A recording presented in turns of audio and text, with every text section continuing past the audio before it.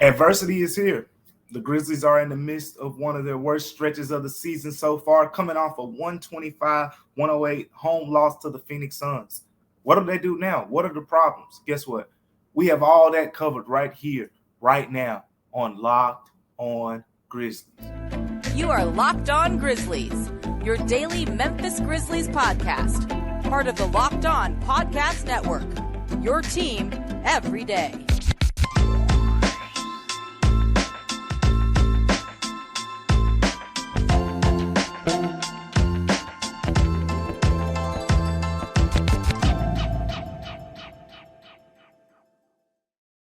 What's going on, everyone, and welcome back to Locked On Grizzlies. I am your host today, Damichael Cole, beat writer at the Commercial Appeal right here in Memphis, Tennessee. Want to thank you for tuning in to Locked On Grizzlies today. Make sure you continue to tune in each and any way you like to listen to the show. We truly appreciate it. That's Google Podcasts, Apple Podcasts, Spotify, Stitcher, YouTube, wherever you listen, wherever you want to watch Locked On Grizzlies. We appreciate it. So we thank you for tuning in. I'm running solo today.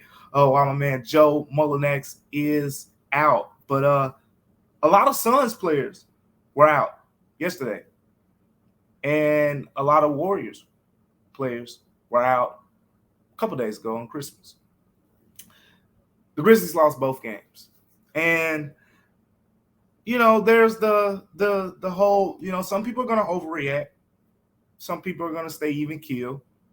And it's my job, being in the Grizzlies locker room, talking to the head coach, Taylor Jenkins, and asking them questions to kind of get a feel for the fervor around the team. Because at the end of the day, I think the tendency of fans is to overreact from time to time. We get it. I get it. I know a lot of people have told me the Christmas game was embarrassing. It's the first one in Grizzlies history. You couldn't wait, and they got embarrassed without Stephen Curry and Andrew Wiggins playing and the Grizzlies having their full starting lineup. And then you go against the Suns, right? Team, I think it was 4 days ago, the Grizzlies beat 125-100 by 25 points at Footprint Center on the Suns' own home floor. Then you come into this game, no Devin Booker, no Landry Shamet, his backup, by the way, no Cameron Johnson, one of the top three-point shooters in the NBA, and also another big part of that Suns starting lineup. No Cam Payne, a Memphis native, backup point guard. The Suns were down some bodies. In fact, they started in this game Jock Landale to go along with Chris Paul, DeAndre Ayton, Torrey Craig, who's been starting in place of Cam Johnson for a while now. But there was no reason, just looking at it from a talent perspective, the Grizzlies had no business losing this game. But the Grizzlies have some problems right now. And the main problem that I want to talk to you about is we've talked about this thing about the trash talk, right? Spent a lot of time talking about it, but that's one of the things we're going to focus on. We'll get into, all the players and individual improvements that need to happen as well. But I want to start here because Dillon Brooks, I thought, had some very interesting and revealing things to say after the game. And I'll preface it with this. Like I know, the Grizzlies like to talk. I have no problem with that. I like to try to, be a perspective thinker when I think about those things. And the best perspective that I can offer is when I play sports, I talk a lot of trash. Even, outside playing with the family, I don't like to lose. And I know a lot of people who like to talk trash. I have friends who have played at the Division I basketball level, who played, at the D2 basketball level, and etc. They like to talk trash. Talking trash is a part of the game. As Mikal Bridges told me yesterday after the game in the Suns locker room, we all like to talk trash. The Grizzlies, they've kind of gotten known for it because, John Morant, he's the face of the team. And as Jaren Jackson Jr. told me yesterday, everything Ja says comes, it's going to get a little bit more attention because he's John Morant and things like that. But talking to Dillon Brooks in the locker room, and we were talking about how the Grizzlies are responding because, let's be frank here, teams know. I was in the Suns locker room, and a couple guys were telling me, we've heard, we know that the Grizzlies like to talk trash. Of course, the Warriors know. They get asked about it time and time again.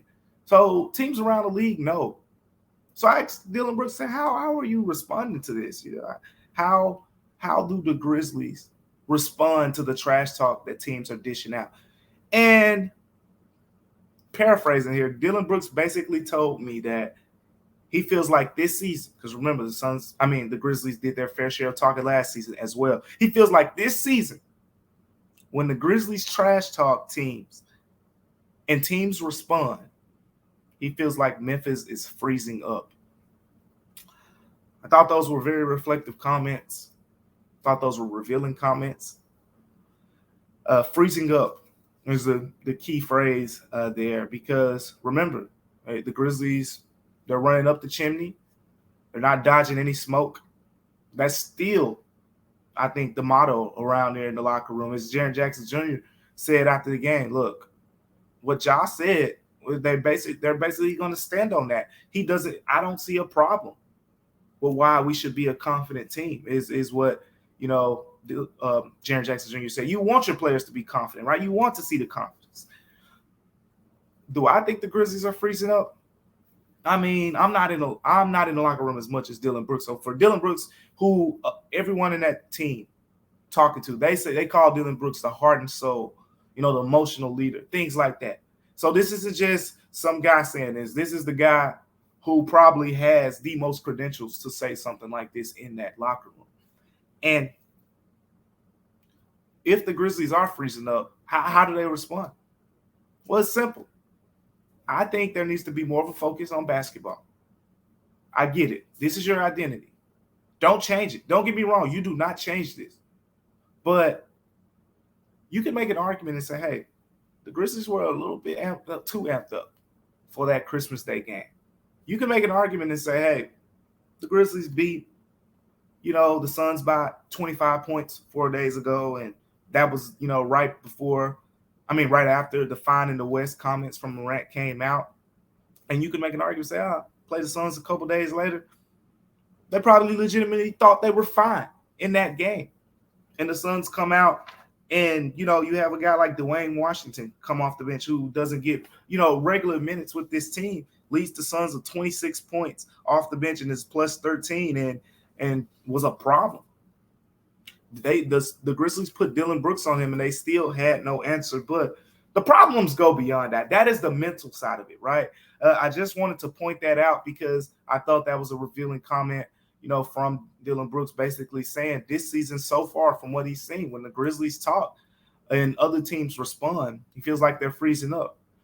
In the past, we saw last season, Ja would call out, certain critics, and it wasn't always, opposing players, but he would always mention. I remember several times last season, we'd ask Ja, hey, what got you going in this game? And he never directly says, hey, X on X team on Y team, said this about me. He'll say something like, hey, I'm not gonna really say what happened, but he'll imply that the other team got him going. Things like that. That's what Dillon Brooks, I think, is looking more for, not just from Ja, but just from the team.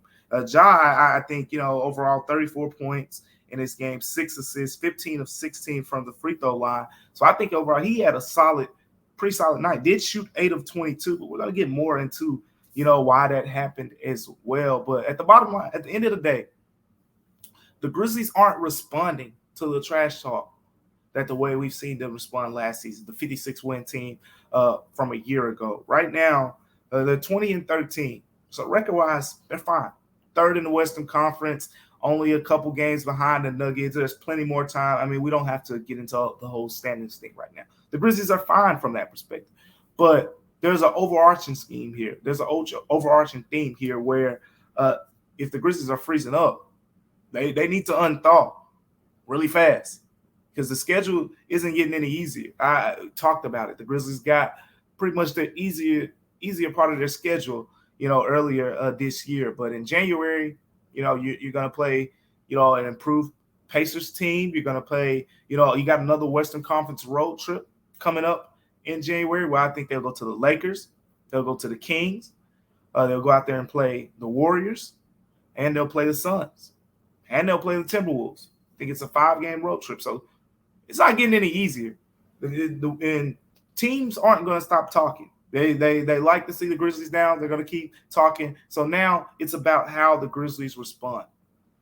Well, I'm going to tell you how you should respond to basketball and watching basketball. And a great way to respond to watching basketball is getting the Prize Picks app. Because let me tell you, when it comes to wagering, when it comes to, hey, did you see the night that Luka Doncic had in his past game? 60 points, 21 rebounds, 10 assists. I haven't seen a night like that, but that would have been a perfect night for you to get involved with Prize Picks. And remember, Prize Picks gives you a 100% deposit match of up to $100. And the thing about Prize Picks is, look, hey, you can go to a game and say, look, Luka Doncic had 60 points, 21 rebounds, 10 assists. And you say, look, I want to, wager on Luka having another big night like that, or I want to wager on another player, having, 6 rebounds, or I want to wager on Steven Adams getting me 8 assists, 6 assists, 6 boards, however you want to do it. Prize Picks is the premier option for you, because the thing about Prize Picks is Prize Pick gives you the option of choosing up to 6 players. You can pick between 2 to 6 players, and if they score more or less than their Prize Picks projection, you can win up to 25 times your money on any entry. The thing about Prize Picks is you're not competing against other people. It's just you and the projections. Go check out the projections on prizepicks.com, and it doesn't have to just be basketball. You can go to the NFL, NHL, PGA, college football, college basketball, men's and women. That's soccer, WNBA, esports, wherever. Interest can be made in 60 seconds or less, and it's easy and fast and safe withdrawals. Prize Pick is currently operational in more than 30 states and Canada. All you have to do is download the Prize Picks app or go to prizepicks.com to sign up to play your daily fantasy sports. Remember, when you sign up, if you've already signed up, this doesn't include to you. You already know the business with Prize Picks. But if you haven't signed up yet, first-time users can receive a 100% instant deposit match of up to $100 with the promo code LOCKED ON, LOCKED on. So that means if you deposit $100, Prize Picks will give you an additional $100 to match the $100 that you deposit. All you have to do right now is go to prizepick.com or go to the Prize Picks app and use the promo code LOCKED ON. Well, we'll talk about, how the Grizzlies responded to trash talk, right? It was not the response I think that you expected, because we've seen, the Grizzlies over the course of this season, over the course of last season, respond much better. But the problems right now are deeper than that. The problems that the Grizzlies are having are deeper. And there's one thing that stood out to me over the last 2 games that I'm going to start out by saying here. And then we're going to get into some more descriptive player breakdowns here. And the thing is, Ja Morant, offensively, Ja Morant needs some help right now. I've been really high on this team, so I feel like I can say this. But I've been really high on this team all season long. I've been saying, look, when this team gets its full arsenal back, they're going to be a force. And guess what? I still think, at the end of the day, right now, I still think the Grizzlies they have as good of a chance as anyone to come out of the Western Conference. But they're in a bit of a spell right now. And part of that spell is because Ja Morant needs some help. 2 consecutive games now. And I don't think, we don't see this happen much, but it's been 2 consecutive games where Ja Morant has scored more than 30 points, and only one additional teammate has gotten in double figures. One teammate in double figures. In this game, Desmond Bane finished with 14 points, but with that 14 points came 4 of 12 shooting, 0 of 4 on 3-pointers. So still, this is a guy in Desmond Bane who was averaging close to 25 points, 5 rebounds, and 5 assists before, suffering his sprained right big toe. So we can start with Desmond Bane. Got some time after the game to talk to Desmond Bane. And, I'll tell you pretty much, actually in the last 2 games, I've talked to Desmond Bane a lot after the game. And here are some of the things that have stood out to me just from, our conversations. And one, I want to say Desmond Bane is still working his way back. I don't know if you remember, but at the beginning of the season, Desmond Bane was struggling. I think he's a rhythm player. I think he's a guy who it takes time. And he said, look, yesterday we were in the locker room talking. He basically said, it's going to take some time for me. He's not all the way back from a conditioning perspective. And Desmond Bane runs more than any person on the Grizzlies team on the offensive end. He's the guy getting a lot of those back cuts. He runs off a lot of pin down screens. He's running all the time. He's full motion. He's the guy, I think, that runs the most on that offense. So that being said, his win, he said, is still coming back to him. This is something he kind of expected in a way. And like I said, the biggest indicator that Desmond Bane will be fine, it's not just that. Go back to the beginning of the season. Opening night, right, against the New York Knicks. Desmond Bane, 16 points on 6 of 22 shooting, 3 of 13 shooting from three-point range. Okay, you say go to the second game of the season. How did he do against the Houston Rockets? 14 points, 7 assists on 3 of 16 shooting, 3 of 10 from three-point range. All right, surely he's going to find it, right? What about the third game of the season? 4 of 11 shooting against the Dallas Mavericks, 2 of 5 on three-pointers, 14 points. It wasn't until the fourth game of the season Desmond Bane broke out, 38 points, 7 assists, 14 of 21 shooting, 8 of 11 from three-point range against the Brooklyn Nets. And you want to know how that was a breakout game? Because he followed that game up against the Sacramento Kings with 31 points on 6 of 8 shooting, from three-point range as well. Then he followed that game up against the Utah Jazz with 32 points on 11 of 23 shooting. Bottom line is, it's too early to worry about this, man. This sprained toe I've talked about, this is a different injury. Do I think he's 100% healthy? I don't want to speculate, but if I was guessing, I do not think he's completely 100%. I think he's fine. He looks good when he's moving. But I think this is something that's going to take some time.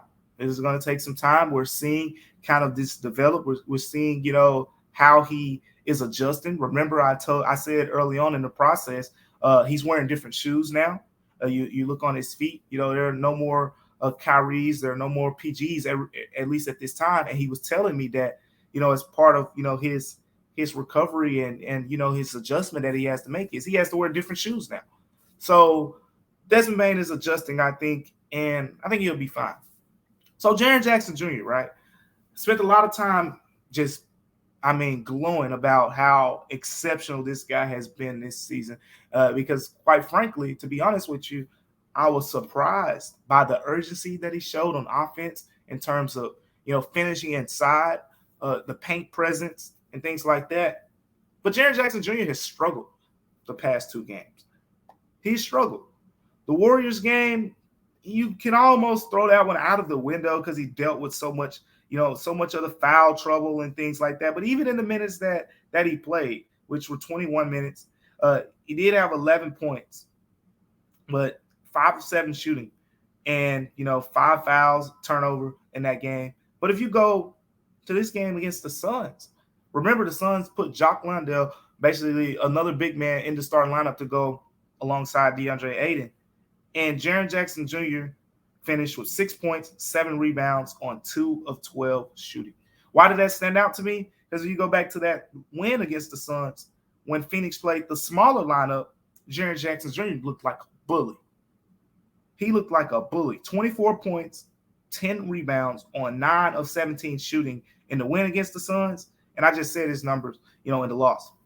So here's the observation that I've pretty much come to at this point of the season, at this point of the development process for Jaren Jackson Jr.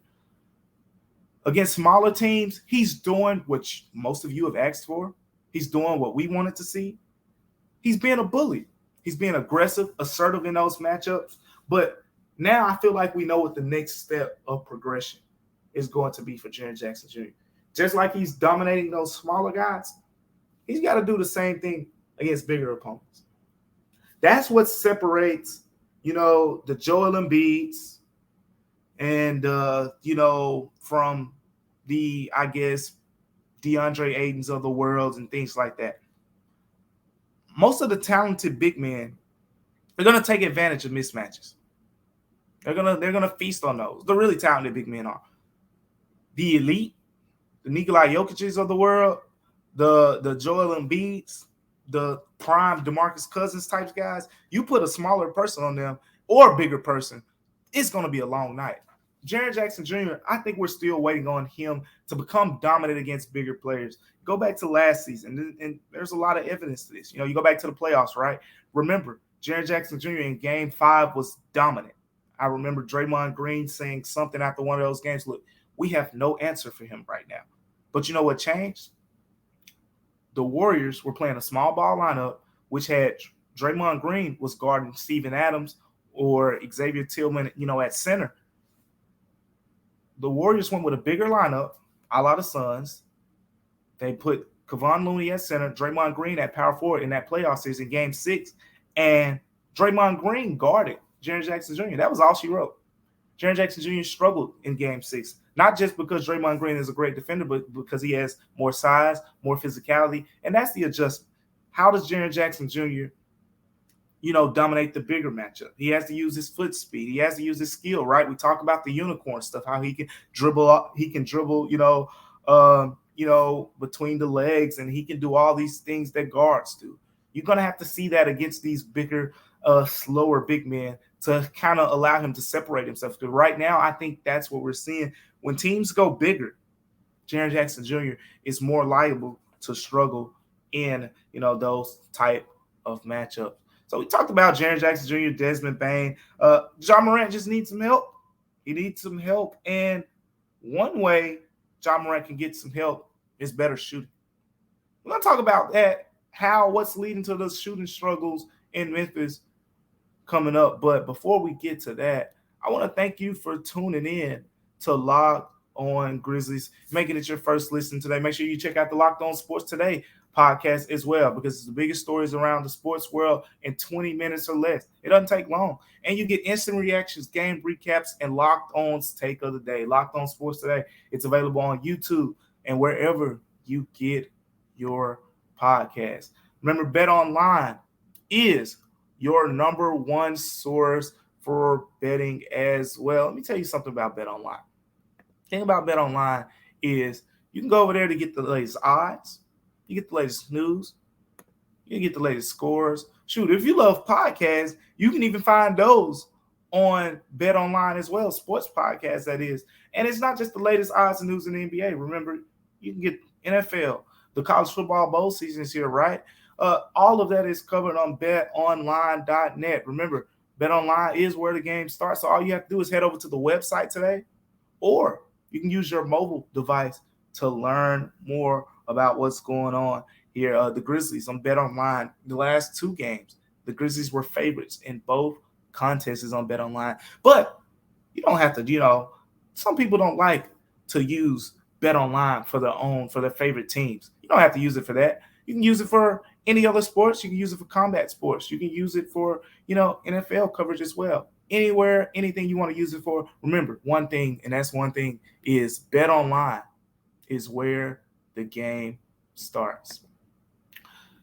The Memphis Grizzlies right now, are trying to figure out where their offense starts. They're trying to figure out where their defense starts. They're trying to figure out a lot. And here's the thing. Here's what I'm noticing.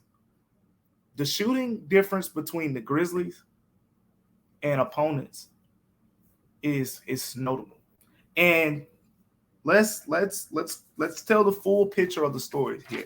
The Grizzlies are the most dominant paint scoring team in the NBA over the past 4 years. Ever since Ja Morant has entered the league, the Grizzlies have led the NBA in paint scoring. It's remarkable. It's almost historic the way this team scores in the paint. They led the NBA Ja's rookie year, Ja's second year, Ja's third year, and they've been just as dominant this season. But I was watching this game, right?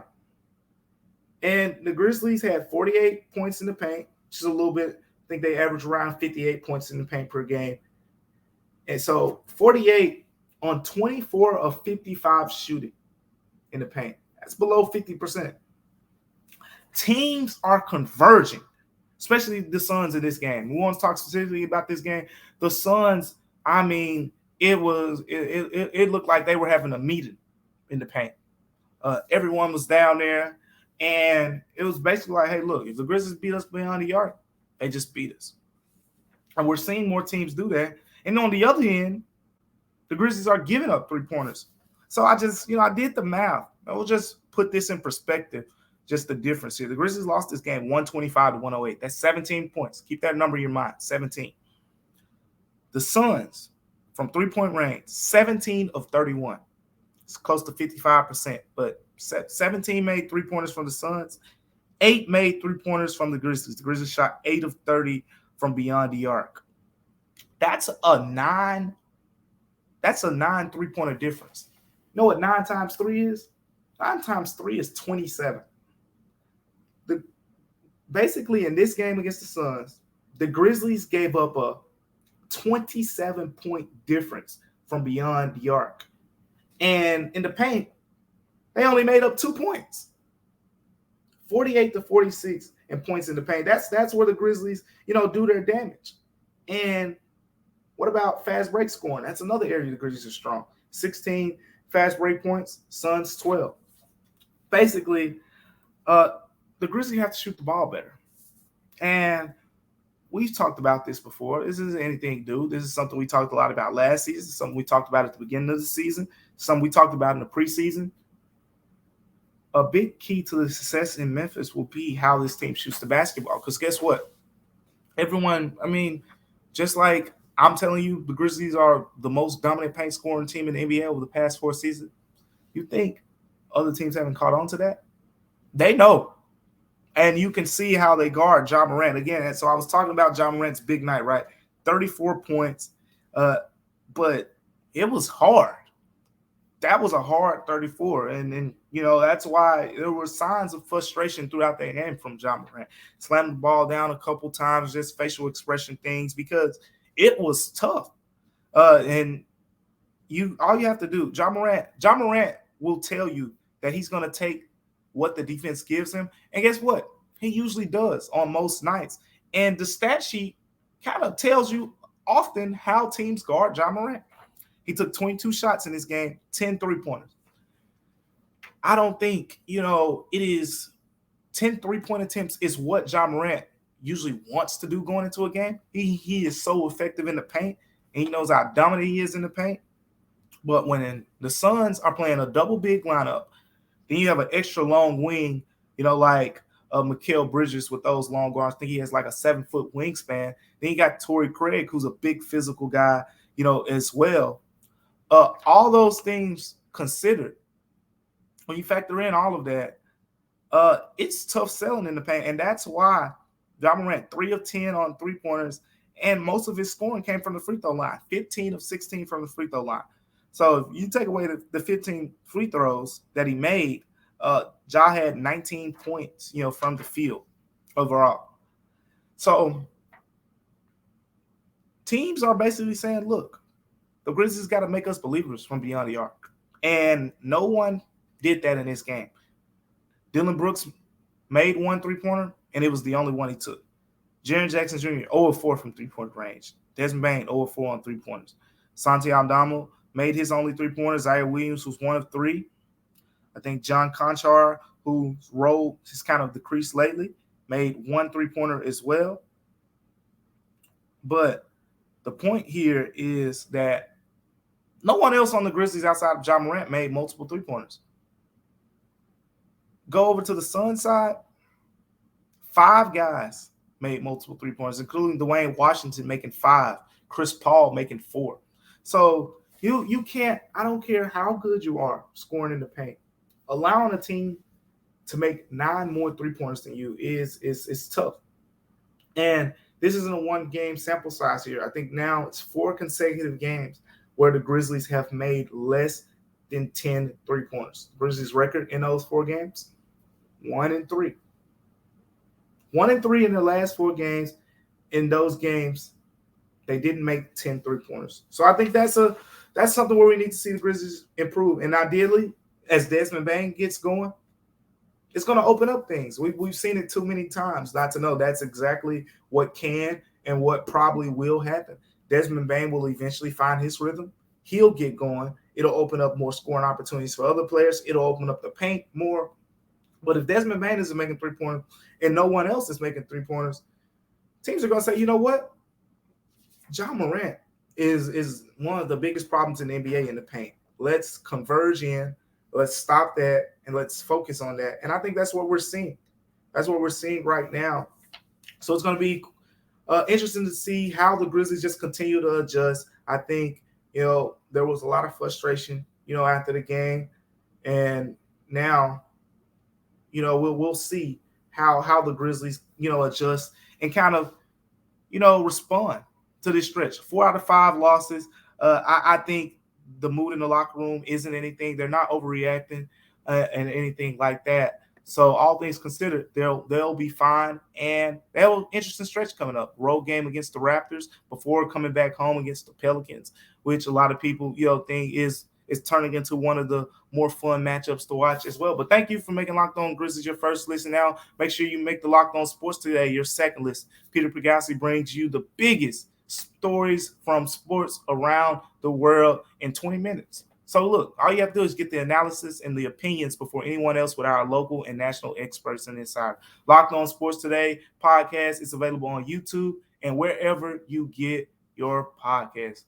So we appreciate you for tuning in to Locked On Grizzlies. Make sure you continue to like, comment, subscribe, and all of those good things to our coverage at Locked On Grizzlies, and as well to my coverage on the commercialappeal.com. Thank you for tuning in to Locked On Grizzlies. I'll be back tomorrow as well with another episode on the Grizzlies, and we'll have a lot of things to talk about, specifically previewing this upcoming matchup against the Toronto Raptors. Thank you for tuning in to Locked On Grizzlies. Once again, I'm your host, Damichael Cole, and we'll see you next time on Locked On Grizzlies.